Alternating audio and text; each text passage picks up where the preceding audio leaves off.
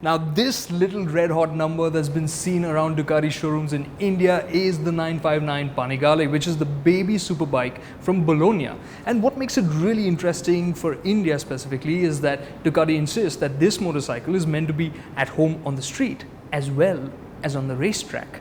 Well, does that mean this baby superbike, the Panigale 959, isn't all that serious? Well, to find out, we went to Thailand. And our test location was the Chang circuit in Thailand. This 4.5 kilometer racetrack has already hosted a round of WSBK and seems to be all set to welcome MotoGP as well. And waiting there to be tested on this fast, tricky and intricate track was Ducati's new 959 Panigale.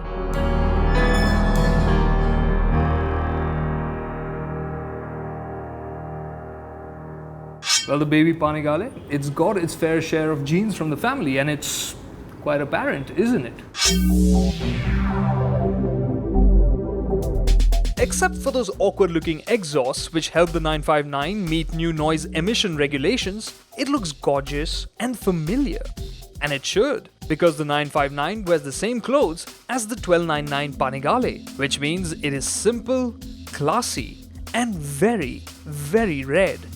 But compared to the bigger Panigale, it is slightly shorter in length and has a slightly smaller wheelbase.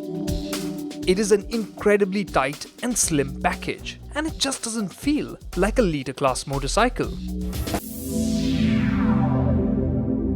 Now Ducati's asked a lot of the 959. It's had to look and feel like a Ducati to ride, but at the same time it's also got to be very affordable, by Ducati standards of course, which is why a few cuts have been made.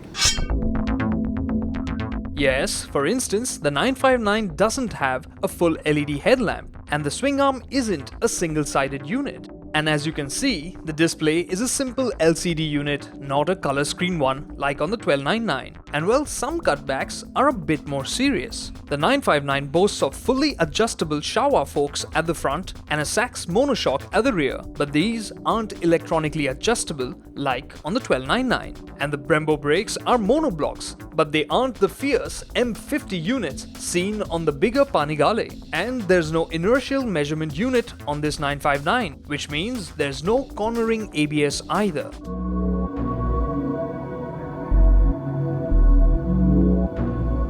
Now all the Panigales use monocoque chassis, and it's no different here on the 959. In fact, its setup is very similar to the 1299 Panigale, which funnily enough derived its setup from the 899 Panigale. I know it gets a bit confusing, but basically the difference between the 899 and the 959 comes down to this, that the engine casing is a bit different here so that the swing arm could be mounted 4 millimeters lower, and that helps to get a bit more traction out of the rear wheel.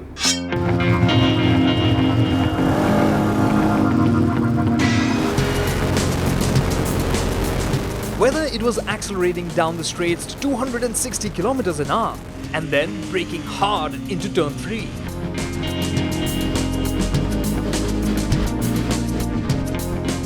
or blasting through the super fast turn 4 at 170 kph, the 959 was ultra solid. Even when you flicked it through turns 9 and 10, never did it feel nervous, lazy or out of shape. And the M4 32 Brembo monoblocks may not be cutting edge, but they have plenty of bite and are easy to modulate as well. Basically, this motorcycle inspired a whole load of confidence. Frankly, out on the racetrack, the 959 Panigale was ridiculous because you could miss your braking points, you could turn in too late, you could make a hash of things and you'd still be able to get away with it because the chassis offers so much composure, because the Pirelli Diablo Super Corsas offer so much grip that it just inspires confidence and lets you do what you want and get away with mistakes even. The only trade-off I think is that at corner entry it's not as quick in terms of the turn-in as I'd expected. For it to be really quick, you have to muscle it, sweat it out a bit, and when you do, it'll do everything you want it to. And when you master this, I can see the 1299 carrot dangling in front of me already. But in the meantime, to master the 959, you have to get to terms with the engine as well, which is quite an interesting setup. Now, the 959 has more displacement, more power, 157 horsepower, and it has more torque as well, 107 Newton meters. But the real reason for the bump up in displacement was to help the Ducati meet new emission norms. But a side effect to all of that is that the engine is just so friendly to use. The hydraulically operated clutch is light, the gear shifts are smooth, and the power delivery, well, the Super Quattro motor makes more torque in the mid-range. From 5000 RPM, there's a lot more zing on offer, and revving the engine to its near 11,500 RPM redline is lots of fun. But it doesn't feel like power is stacked right at the top. So, when you're riding hard and fast, it doesn't feel all that intimidating. Thanks to the Ducati quickshifter, making full-bore gear shifts is super easy as well. Thanks to the inclusion of a slipper clutch, it's really easy to slam down the gearbox when entering into corners and have the rear end just stay in line. This makes the Panigale neater still to ride, and the safety net is cast wider still. Yes, the 959 is seriously quick, but you soon realize it won't overwhelm you.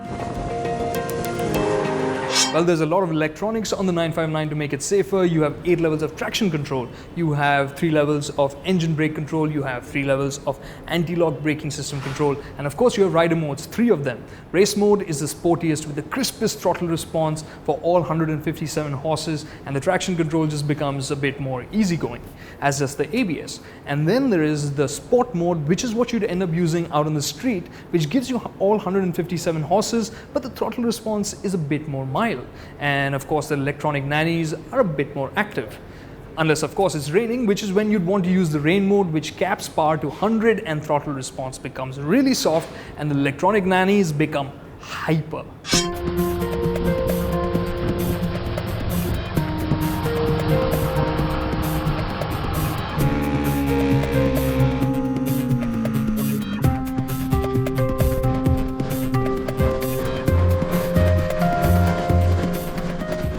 By Superbike standards, the 959 should be reasonably usable in everyday conditions. For instance, even though the suspension had been firmed up for track use, it felt quite supple. And yes, the seating position is sporty, but it isn't overly aggressive either.